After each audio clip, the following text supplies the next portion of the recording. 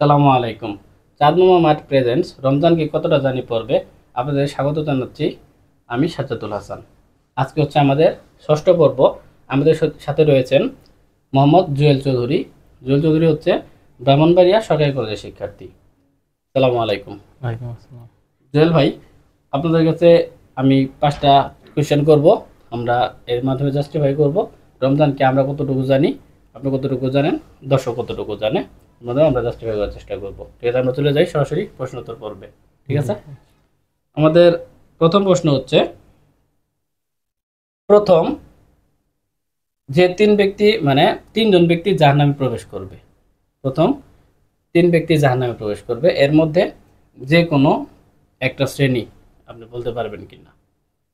প্রথম যে কোনো এই তিন ধরনের অপরাধী আছে যারা জাহান্নামে প্রবেশ করবে। প্রথম 3জন অপরাধী জাহান্নামে প্রবেশ করবে। এই 3জনের মধ্যে আপনার কে হতে পারে, আপনি গেস করতে পারেন কিনা? যারা নামাজ পড়ে না বা রোজা রাখে না। নামাজ পড়ে না বা রোজা রাখে না। আমি করি অপশন দিই।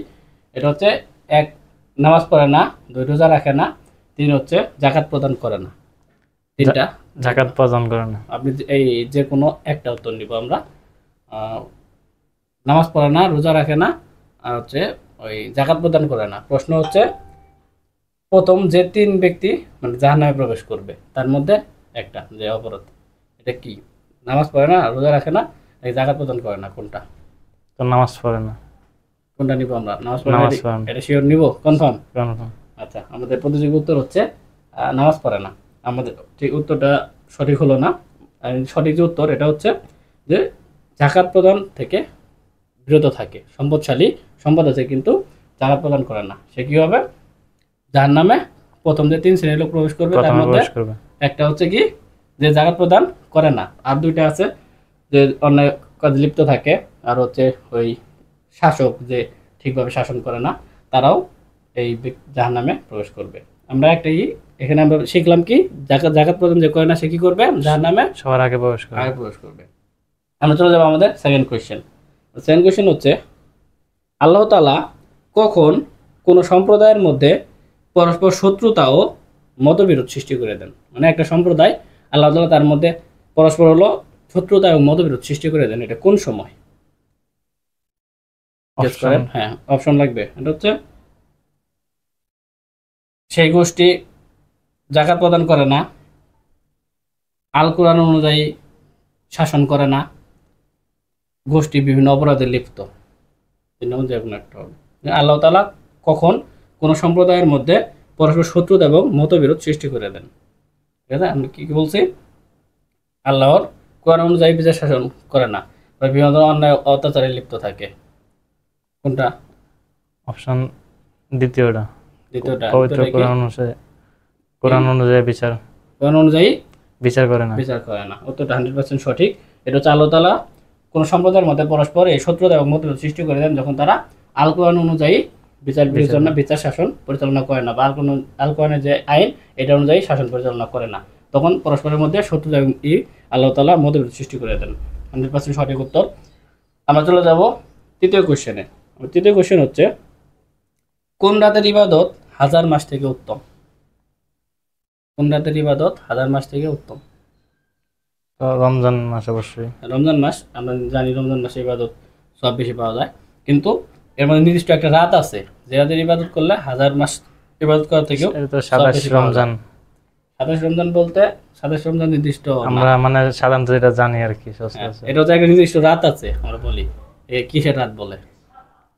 আপনার অপশন বলেন, আমার মনে হইতাছে না। এটা অপশন বললে সরাসরি পারা যাবে আর কি, অপশন দেওয়া যাবে না।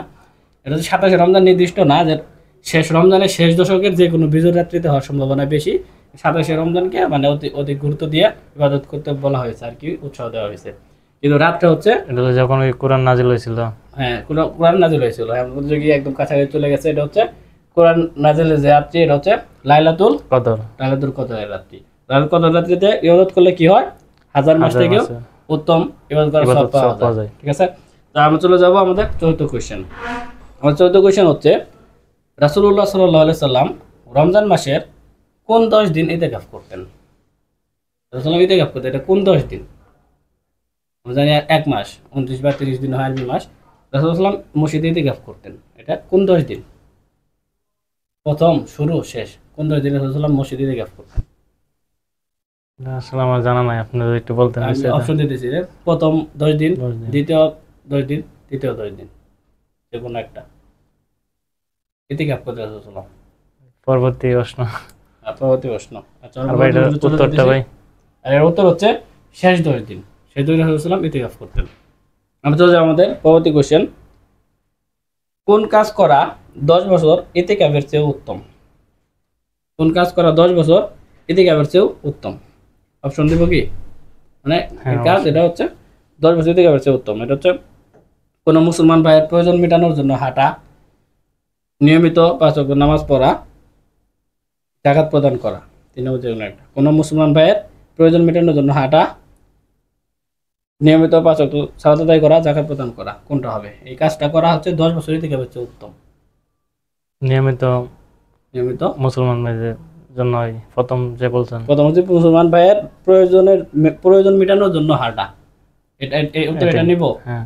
আচ্ছা, ও তো 100% সঠিক। এটা হচ্ছে যদি কোনো মুসলমান ভাইয়ের প্রয়োজন মেটানোর জন্য হাঁটা হয় বা চেষ্টা করা হয়, সেটা হচ্ছে 10 বছর ইতিকাফের সব তার আমলনামায় লেখা হয়, এর থেকেও উত্তম বদলা আল্লাহ তাআলা দান করে আর কি। আমাদের চলে যাবে একদম আমাদের শেষ কোয়েশ্চেন। এটা হচ্ছে ঈদের মাঠে কিভাবে যাওয়া সুন্নত? ঈদের মাঠে আমরা যে নামাজ পড়তে যাই, কিভাবে যাওয়া সুন্নত? ঈদের মাঠে তো সাধারণত প্রথমে তো আপনার মিষ্টি মুখ করে তারপরে ঈদে যাওয়া, গাড়ি দিয়ে যাওয়া নাকি হেঁটে যাওয়া। হেঁটে যাওয়া? হেঁটে যাওয়া সুন্নত। হেঁটে যাওয়া সুন্নত। উত্তর 100% সঠিক।